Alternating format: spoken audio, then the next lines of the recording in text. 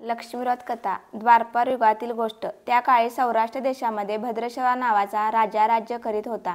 तो मोठा विद्वान व वेदांत जाणणारा होता। त्याच्या राणीचे नाव सुरचंद्रिका असे होते। त्यांना 7 पुत्र व शांबाला नावाची एक कन्या होती। राजकन्या एके दिवशी आपल्या मैत्रिणीसह नगराबाहेरील उद्यानात विहार करत असताना राजवाड्यामध्ये एक चमत्कारिक गोष्ट घडून आली। त्या दिवशी लक्ष्मीच्या मनात आले की आपण राजवाड्यात जाऊन सुरचंद्रिका राणीस प्रजेच्या कल्याणासाठी लक्ष्मीव्रताची आठवण करून द्यावी।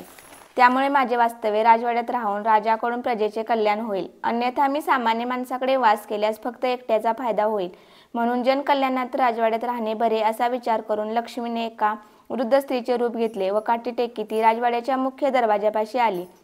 तेव्हा तेथील द्वारपालाने लक्ष्मीला विचारले, आपणास कोणास भेटावयाचे आहे? तेव्हा लक्ष्मीने सांगितले की मला सुरचंद्रिका राणीसाहेबांना भेटावयाचे आहे। द्वारपालाने लगेच राणीच्या एका दासीला बोलावून लक्ष्मीची भेट घालून दिली। दासीने अधिक चौकशी करण्याकरता लक्ष्मी रूपातील वृद्ध स्त्रीला प्रश्न विचारले, आपण कोण? आपले नाव काय? आपण कोठून आलात? आपले राणीसाहेबांकडे काय काम आहे? लक्ष्मीने दासीला सांगितले की मी द्वारकेत राहणाऱ्या भुवनेश नावाच्या विद्वान ब्राह्मणाची पत्नी असून माझे नाव कमला आहे।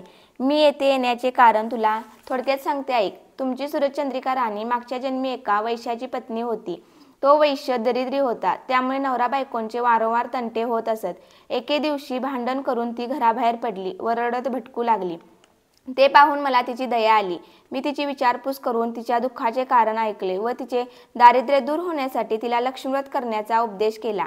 लक्ष्मीव्रत कसे करावे याची तिला माहिती सांगितली। त्याप्रमाणे तिने लक्ष्मीव्रत केले। व्रताच्या प्रभावाने ती श्रीमंत व सुखी झाली। लक्ष्मी तिच्या घरी नांदू लागल्यामुळे त्या पती पत्नींचा संसार सुखाचा झाला व पुढे पुष्कळ वर्ष त्यांनी ऐश्वर्य भोगले।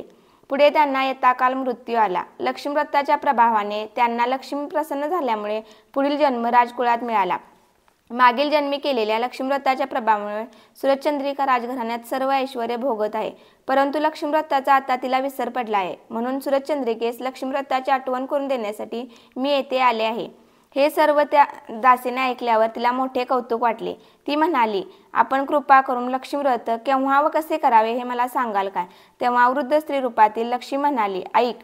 मार्गशीर्ष महिन्यातील प्रत्येक गुरुवारी सकाळी नदी किंवा विहिरीवर स्नान करून 5 ढाळे काढून भरल्या कळशी ठेवावेत। रांगोळी काढून पाट मांडावा व पाटावर साळी घालून त्यावर कळशी ठेवावी। कळशीमध्ये नाणे, सुपारी, मोती, पोळे, दुर्वा घालाव्यात। जवळ समई लावावी। कळशीवर 8 बाजूला हळदी कुंकवाची बोटे ओढावीत। लक्ष्मी नमा म्हणून पूजा करावी व तुपाचे निरांजन ओवाळावे। पिण्यासाठी वाटीमध्ये दूध ठेवावे व पुऱ्या लाडवाचा नैवेद्य दाखवावा। काही फळे ठेवावीत।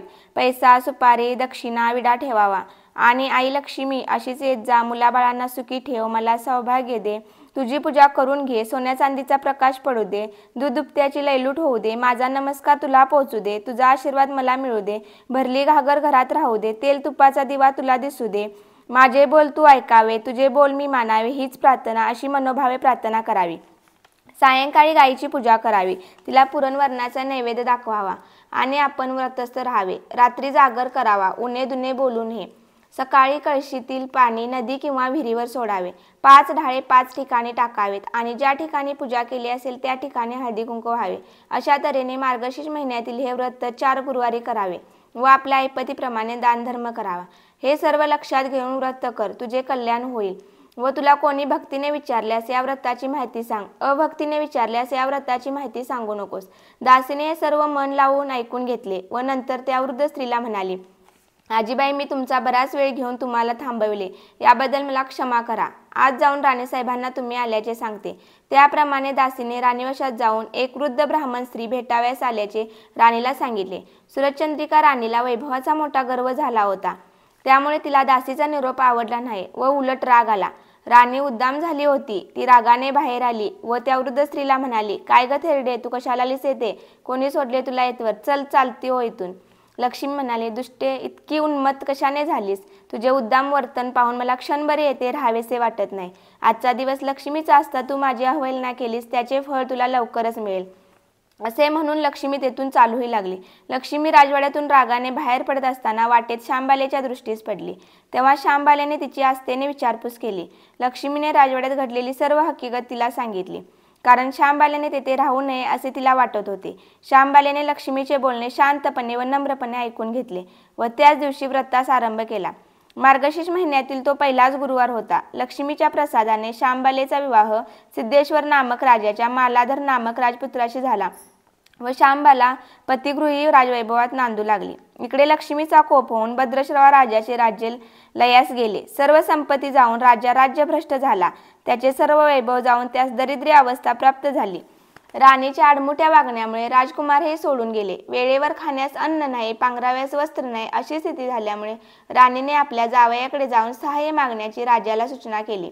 राजा त्याप्रमाणे फिरत फिरत जावयाच्या राजधानीत आला व नदीकाठी विश्रांती घेत असता त्याला शांबालेच्या दासीने पाहिले व राजवाड्यात जाऊन शांबालेच्या कानावर घातले. ते ऐकून शांबालेने आपल्या वडिलांना वस्त्रे, भूषण व घोडा पाठवून मोठ्या आदराने बोलावून घेतले. त्यांचा आदर सत्कार करून घरचे वर्तमान विचारले. सर्व ऐकून शांबालेस वाईट वाटले. शांबालेने पित्याचा 4 दिवस पाहुणचार करून द्रव्य देऊन निरोप दिला. भद्रश्रवा राजा ते द्रव्याचे भांडे घेऊन घरी गेला आणि त्याने सूरजचंद्रिकेस दाखवताच त्याचे कोळसे झाले. काही दिवसांनी सूरजचंद्रिका आपल्या लेकीकडे गेली. तो दिवस मार्गशीर्ष महिन्यातील 4था गुरुवार होता. शांबाला नेहमीप्रमाणे लक्ष्मीव्रताच्या गडबडीत होती. पूजा आटोपून प्रार्थना करीत होती. राणीने ते पाहिले तेव्हा त्या व्रताची तिला आठवण झाली. आपली चूक तिला कळली. तिने लक्ष्मीची क्षमा मागितली व कळकळीने प्रार्थना करून तिने लक्ष्मीव्रतही केले व मुलीला घडलेली सर्व हकीकत सांगितलं. मातृपित्र भक्त मुलीला आपल्या आई वडिलांची दया आली. तिने आपल्या नवऱ्याला सांगून आपल्या बाप्पाचे राज्य परत मिळवून दिले व आईला राजवाड्यात पोहोचविले. मग तिचे भाऊही घरी परत आले. राणीने अत्यंत भक्तीने लक्ष्मीव्रताला सुरुवात केली. लक्ष्मी तिच्यावर पुन्हा प्रसन्न झाली व पूर्वीप्रमाणेच राज्यकारभार सुरू झाला. ही कथा ऐकणाऱ्यांना, वाचणाऱ्यांना आणि व्रत करणाऱ्यांना सुख, समाधान आणि वैभव मिळेल. वैभव मिळाल्यानंतर उतू नये, गर्वाने सर्वांना तुच्छ लेखू नये, दानधर्म विसरू नये, म्हणजे राजाराणी सुखी झाली तसे तुम्ही आम्ही सुखी होऊ. आता लक्ष्मीची आरती करूया. सुरुवातीला आपण गणपतीची आरती करून लक्ष्मीची आरती म्हणणार आहे. मंगलमूर्ती मोरया, सुखकर्ता दुःखहर्ता वार्ता विघ्नाची, पूर्वी प्रेम कृपा दयाची, सर्वांगी सुंदर वटशेंदुराची, कंठे झळके माळ मुक्ताफळाची. जय देव जय देव जय मंगलमूर्ती, दर्शन मात्रे मन कामना पूर्ती. जय देव जय देव रत्न खचित फरा तुझ गौरी कुमरा, चंदनाची ओटी कुंकुम केशर, हिरे जडित मुकुट शोभतो बरा, रुंझुंती नूरपुरे चरणी घागर्या.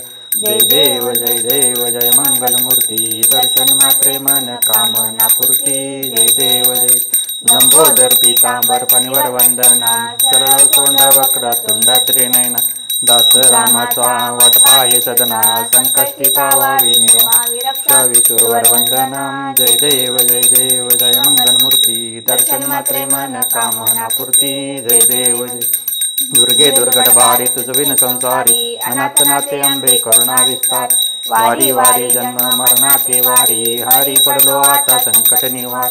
जय देवी जय महिषासुरमर्दिनी, सुरवरेश्वर दे तारक संजीवनी. जय देवी जय त्रिभुवन पाता तुझैसे नाही, चारी श्रमले पण तू न बोलले काय, काही विवाद करता पडलो प्रवाही, ते तू भक्ता लागे पावस लवलाय. जय देवी जय महिषासुरमर्दिनी, सुरवरेश्वर वरदे तारक संजीवनी. जय देवी जय प्रसन्न वदनी प्रसन्न होशी निर्दाशा, क्लेशापासून सोडे तोडे पाशा, अंबे तुझ वाचून कोण पुरविलाशा, नरहर तरीन झाला पदपंकज क्लेशा. जय देवी जय महिषासुरमर्दिनी, सुरवरेश्वर वरदे तारक संजीवनी. जय देवी जय सदा सर्वदा योग तुझा घडावा, तुझे कारणी देह माझा पडावा, उपेक्षू नको गुणवंता अनंता, प्रभुनायका मागणे हेच आत. जय जय रघुवीर समर्थ.